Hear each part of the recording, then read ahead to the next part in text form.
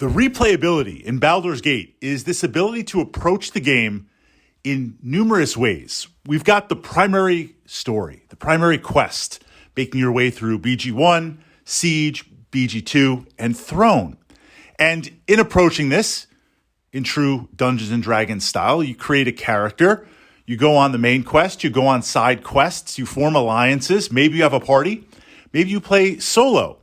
And as we play through the game, usually there's this balance of we're trying to bring enough power to the table, whether that's playing a character solo or, again, as part of a party, but at the same time, trying to immerse ourselves in the story. I want to say kind of like a midway narrative play, because if you don't have power, if you're not going to utilize the tactica of the game and the rules, I won't say it's impossible, but some encounters are deliberately built, no spoilers, to really take what is very challenging in advanced Dungeons & Dragons and throw it at you. You have to be on top of your game.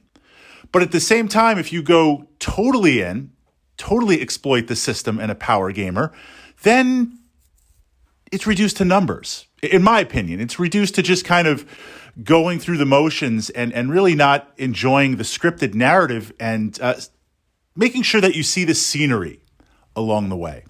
So from that perspective and with that framework, if we're going to go total narrative, what would the primary character be? I mean, you grew up in Candlekeep. That's the only thing that you've known. And the unique influence of Candlekeep, just kind of jumping into Forgotten Realms history here for the moment, not only access to essentially the greatest library in the realm, but also various figures and adventurers and travelers coming to Candlekeep to access its archives. So it's this ability to meet and interact with people on a regular basis, plus the ability to read, research, and of course, mentor. Essentially, I guess it's kind of like the internet, right? Everything, literally everything at your disposal in the entire realm, and nothing but time for your entire formative years. What kind of character class would that create if we're going full narrative? Now, yes, you could meet a warrior and be trained in arms and armor. You could go mage, lots and lots of classes to support it. But in my opinion, then of course, curious in your opinion, if we're looking complete narrative, I would say the bard. The bard really represents your time at Candlekeep, because there is so much to learn, right? A bard's got a little bit of rogue ability with pickpockets and lore, identifying stuff. Ideally, you have a high charisma because you're good at interacting. You've got that magnetic personality. You've learned a little bit of magic, right? You're a little bit effective in that area. You can utilize some weapons. You can utilize some armor.